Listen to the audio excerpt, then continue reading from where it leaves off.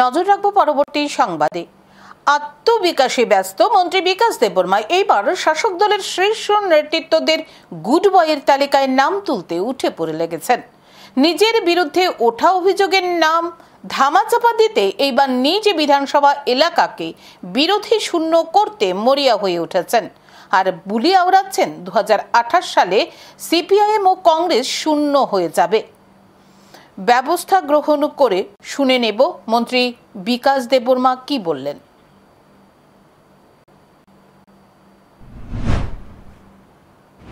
আমাদের জনজাতিরা বুঝে গেছে যে সিপিএম নামক একটা দল সন্ত্রাস দল আর জীবনে আসতে পারবে না, কারণ জনজাতিরা সিপিএমকে বিসর্জন দিয়ে দিয়েছে।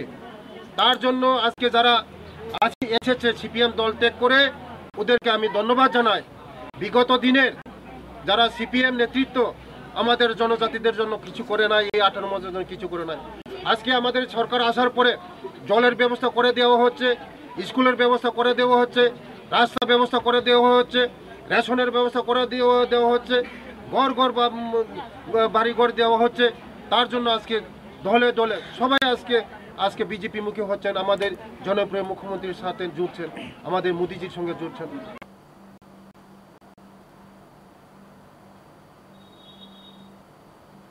এখন আমার সঙ্গে টেলিফোন লাইনে রয়েছে ডেস্ক থেকে ইন্দ্রজিৎ ভৌমিক। হ্যালো ইন্দ্রজিৎ, সঙ্গে আছো?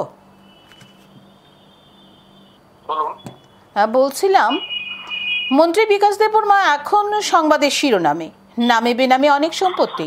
কৃষ্ণপুর বিধানসভা কেন্দ্রের 18 মুড়া পাহাড়ি 43 মাইল বিলাধন পাড়ায় এক যোগদান সভা অনুষ্ঠিত হয়। এই বিষয়ে বিস্তারিত জানাও।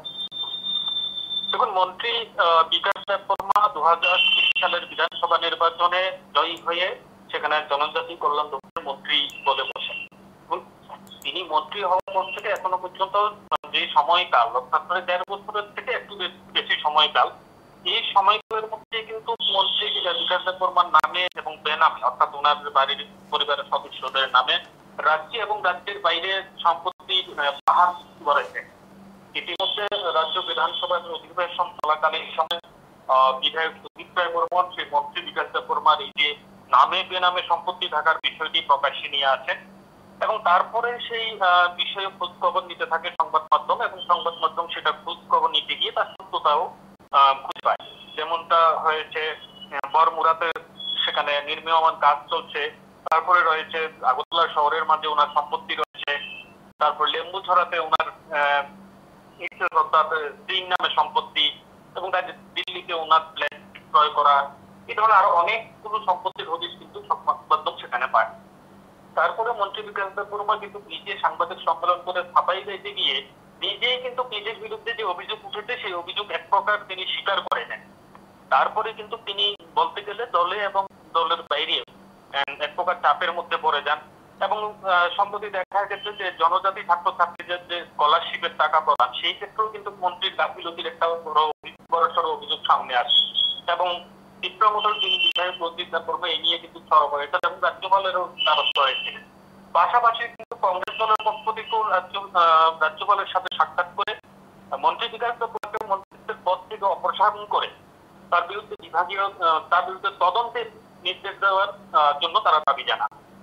সব মিলিয়ে কিন্তু মন্ত্রী বিকাশ দেববর্মা এক প্রকার চাপে পড়ে যান। কিন্তু সবচেয়ে লক্ষণীয় বিষয় হচ্ছে মন্ত্রী বিকাশ দেববর্মার বিরুদ্ধে একের পর এক অভিযোগ ওঠার পরেও কিন্তু শাসক দল অর্থাৎ বিজেপি দলের নেতৃত্বদের পক্ষ থেকে কোন ধরনের বিবৃতি এখনো পর্যন্ত পাওয়া যায়নি।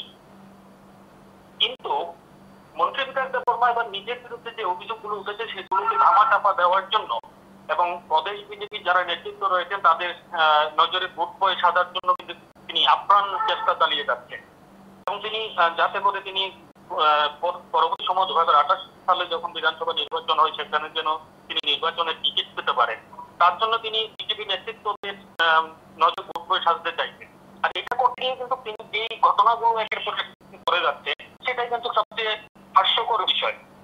দেখা গেছে সম্প্রতি আগরতলা শহরে বিজেপির একটা মিছিলে উনি অংশগ্রহণ করেছেন, সেখান থেকে সরাসরি বিজেপি দলের নেতৃত্বরা যেখানে স্লোগান দিচ্ছেন বিরোধীদের বিরুদ্ধে, সেখানে দেখা গেল শুধুমাত্র মন্ত্রী বিকাশ দেববর্মা একাই স্লোগান দিয়ে যাচ্ছেন সুদীপ রায় বর্মনের বিরুদ্ধে। কিন্তু এটা একটা লক্ষণীয় বিষয় ছিল। আর এখন যেটা সবচেয়ে বড় লক্ষণীয় বিষয় হচ্ছে, তিনি প্রতিনিয়ত নিজের বিধানসভা এলাকায় একের পরে যোগদান সভা, লোক দেখানোর জন্য যোগদান সভা সংগঠিত করছেন। আর সেখানে স্থানীয় সাংবাদিকদেরকে ডেকে নিয়ে গিয়ে নিজে একটা নিজের মতো করে বুলি আওড়াচ্ছেন, অর্থাৎ যখন যাই মুখ আসছে তাই তিনি বলে যাচ্ছেন। যেটা হচ্ছে মূল লক্ষ্য হচ্ছে সংবাদ মাধ্যমের সামনে কথা বলে তিনি নিজেকে সকলের সামনে তুলে ধোয়া তুলসী পাতা প্রমাণ করার জন্য। হ্যালো,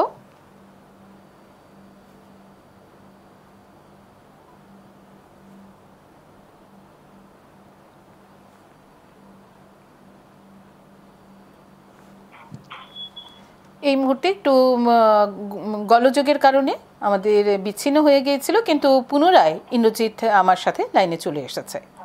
যেটা বলতে চাইছিলাম যে তিনি মূলত লক্ষ্যই হচ্ছে প্রদেশ বিজেপির নেতৃত্বের সামনে ওনাকে যে করেই হোক ভোট করে সাজতে হবে, এবং তার জন্য তিনি এখানে যোগদান সভাগুলো করে যাচ্ছেন। তেমনি আজকে একটা তিনি যোগদান সভা করেছেন ওনার যে বিধানসভা এলাকা, অর্থাৎ কৃষ্ণপুর বিধানসভা এলাকার, সেখানে 18 মুরাদ 43 মাইল ইলাইহাম পাড়াতে তিনি সেই যোগদান সভা করেন। লক্ষণীয় বিষয় হচ্ছে যোগদান সভায় কতজন যোগদান করছে এটা দেখতে হাস্যকর বিষয়। একটা যোগদান সভায় একজন মন্ত্রী যাচ্ছে, অথচ সেখানে যোগদান করছে মাত্র 20 জন 30 জন বা 11 জন। তো আজকে যেটা হয়েছে তাতে দেখা গেছে 11 পরিবারের 43 জন ভোটার সিপিএম এবং কংগ্রেস ছেড়ে তাদের দলে যোগদান করেছে বলে, যদি এটা আমরা যাচাই করিনি, যারা স্থানীয় নেতৃত্ব বিজেপি এবং বিকাশ দেববর্মা নিজে দাবি করেছেন যে 11 পরিবারের 43 জন ভোটার সেখানে যোগদান করেছে। হ্যাঁ, একদম। যেভাবে গত বিগত কিছুদিন ধরে নিজের বিরুদ্ধে যখন এই অভিযোগগুলো উঠেছে, তারপরে থেকে মন্ত্রী বিকাশ দেববর্মা নিজ বিধানসভা এলাকায় যতগুলি যোগসভা করেছেন এবং যত সংখ্যক উনি বিজেপিতে যোগদান করেছে বলে দেখিয়েছে, তো সেই নিরিখে যদি আমরা হিসাব যদি করা হয় দেখা যাবে সেখানে বিরোধী নাই থাকার কথা। হ্যাঁ, উনি তো বললেন, ইন্দ্রজিৎ উনি তো বললেন বিরোধী শূন্য করে দেবেন ওইখানে। তিনি করে দেবেন বলেছেন, কিন্তু আমার প্রশ্ন হচ্ছে তিনি এতদিন ধরে যতগুলো যোগদান সভা সেখানে সংগঠিত করেছেন, তাতে যত সংখ্যক ভোটার অলরেডি বিজেপিতে তিনি জয়েন করেছিল দাবি করেছেন, সেই সংখ্যাটা হিসাব করলে আমার মনে হয় না সেখানে কৃষ্ণপুর বিধানসভা নতুন করে কোন বিরোধী থাকতে পারে বলে মনে হয় না। কিন্তু দেখা গেছে তিনি আজকেও কিন্তু সেই একই দাবি করলেন যে বিরোধী শূন্য তিনি করে দেবেন। তিনি আবার এটাও বলেছেন যে আগামী 100 বছর কেউ কিছু করতে পারে না, এবং 2028 সালের নির্বাচনে সেখানে তিনি বলেছেন যে সিপিএম এবং বিজেপি, সিপিএম এবং কংগ্রেস সেখানে শূন্য হয়ে যাবে। তো আমি যদি ধরে নিই মন্ত্রী বিকাশ দেববর্মা যেটা বলছেন ঠিক, কিন্তু হয়তো মন্ত্রী বিকাশ দেববর্মা এটা হয়তো জানেন না যে 2018 বিধানসভা নির্বাচনের পূর্বে যারা ক্ষমতায় ছিল, অর্থাৎ বামেরা ত্রিপুরার যে ক্ষমতায় ছিল, তারা কিন্তু বারে বারে দাবি করেছিল যে 8ম বারের মতো তারা ক্ষমতায় আসতে চলেছে এবং 8ম গ্রাম সভা ত্রিপুরা রাজ্যে হবেই এবং হচ্ছে। কিন্তু রাজ্যবাসী তার যে ফলটা, যে ভোটের যে ফলাফল সেটা কিন্তু দেখেছি, যেটা বামেদের দৃঢ় আত্মবিশ্বাস দিল যে 8ম গ্রাম সরকার সেখানে প্রতিষ্ঠিত হতে যাচ্ছে, সেখানে কিন্তু ভোটের ফলাফল আসার পরে দেখা গেছে 8ম গ্রাম সরকার খুব হয়নি, বরং বামেদের একেবারে লজ্জাজনক পরাজয় সেখানে হয়েছে। একদম। এই ক্ষেত্রে বলতে হয় মন্ত্রী বিকাশ দেববর্মা যেটা বলছেন যে বিরোধী শূন্য হয়ে যাবে, এটা কি আদৌ বিরোধী শূন্য হবে নাকি মন্ত্রী বিকাশ দেববর্মা তিনি শূন্য হয়ে যাবে, সেটা কিন্তু আসলে বলা এখনই যায়। কারণ হচ্ছে রাজনীতিতে কখন কি হবে কেউই আগাম বলতে পারে না, এবং রাজনীতিতে সবকিছুই কিন্তু সম্ভব, অসম্ভব বলে কোনো কিছু নেই। আর সর্বশেষ হচ্ছে জনতাই জনার্দন, অর্থাৎ জনতাই ঠিক করবে ওনারা কাকে চেয়ারে বসাবেন, কাকে চেয়ার থেকে ছুড়ে ফেলে দেবেন। তো মন্ত্রী বিকাশ দেববর্মা যে কথাটা বললেন যে 2028 নির্বাচনে কংগ্রেস এবং সিপিএম শূন্য হয়ে যাবে, তো আদৌ ওনার এই কথাটা হাস্যকর বিষয় ছাড়া আর কোনো কিছুই হতে পারে না। তিনি যেভাবে দাবি করলেন যে 100 বছরও কেউ কিছু করতে পারবে না, তো 100 বছরও কেউ কিছু করতেই পারবে না তিনি যে বললেন, সেই 100 বছর অব্দি এটা মানে একটা অনেক হাস্যকর বিষয় ছাড়া কোনো কিছুই নয়। কারণ হচ্ছে কি, যেখানে 8ম গ্রাম সরকার তারা আত্মবিশ্বাসের সাথে দাবি করেও সেখানে প্রতিষ্ঠা হয়নি, সেখানে উনি বলছেন 100 বছর। আচ্ছা, বলছিলাম উনি যে যখন বিধানসভা নির্বাচনে লড়েছিলেন তখন কি কি সম্পত্তি দেখিয়েছিলেন? বিধানসভা নির্বাচনের সময় আমরা যেটা জানি, সাধারণত নির্বাচন কমিশনে যারা প্রার্থী হন তাদেরকে একটা হলফনামা দিয়ে জানাতে হয় যে ওনার মোট সম্পত্তি স্থায়ী এবং অস্থায়ী, অর্থাৎ যেটাকে বলে স্থাবর অস্থাবর সম্পত্তি কি রয়েছে। তার ভিতরে কিন্তু ওনার যে ব্যাংক ব্যালেন্স থাকে সেই ব্যাংক ব্যালেন্স থেকে শুরু করে ওনার নামে যদি কোনো জায়গা থেকে থাকে বা ওনার ছেলের নামে কোনো জায়গা বা ব্যাংক ব্যালেন্স, ব্যাংকে টাকা থেকে থাকলে বা ঋণ থাকলে, এই ধরনের যত কিছু তথ্য আছে সব তথ্য কিন্তু সেখানে হলফনামা দিয়ে জানাতে হয়।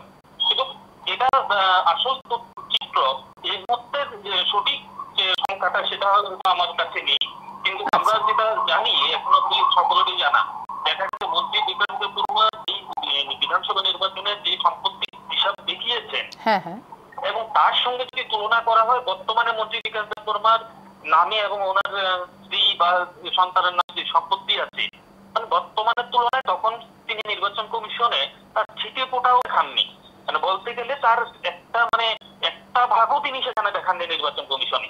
এখন তো তিনি বলছিলাম এখন তো তিনি নিজেকে জমিদার হিসেবেও দাবি করছেন।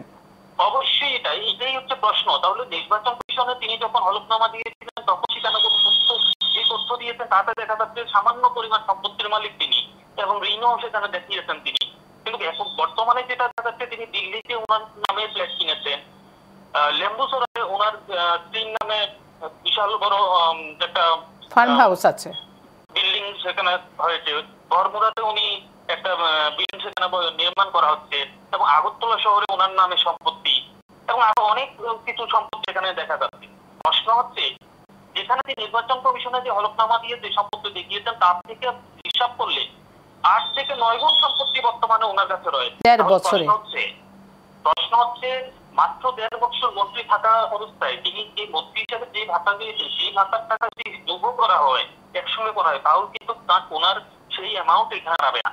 তাহলে প্রশ্ন হচ্ছে এই যে টাকা, এই যে বিশাল সম্পত্তির মালিক তিনি কি করে হয়েছেন 1.5 বছর, এটাই কিন্তু বিধানসভায় দাঁড়িয়ে কিন্তু সুদীপ রায় বর্মন বলবেন না কথাটা বলে কিন্তু এই বিষয়টাই সেখানে বোঝানোর চেষ্টা করেছিলেন বিধানসভায় দাঁড়িয়ে, এবং তারপরেই কিন্তু সংবাদ মাধ্যম ওই তথ্যগুলো যাচাই করতে শুরু করে আপনি একটা পরে সত্যতা উঠতে পায়। এই হচ্ছে মূল বিষয়টা। আচ্ছা ঠিক আছে ইন্দ্রজিৎ, সঙ্গে থাকো, ধন্যবাদ। বামেরা 2018 সালে নিশ্চিত ছিল যে তারা অষ্টম বামফ্রন্ট সরকার গড়তে চলেছে, কিন্তু বাস্তব চিত্র রাজ্যবাসী প্রত্যক্ষ করেছে রাজনীতিতে অসম্ভব বলে কোনো কিছুই নেই, জনতা হলো শেষ কথা। এখন সময় বিরতি রয়েছে, আরো খবর সঙ্গে থাকুন।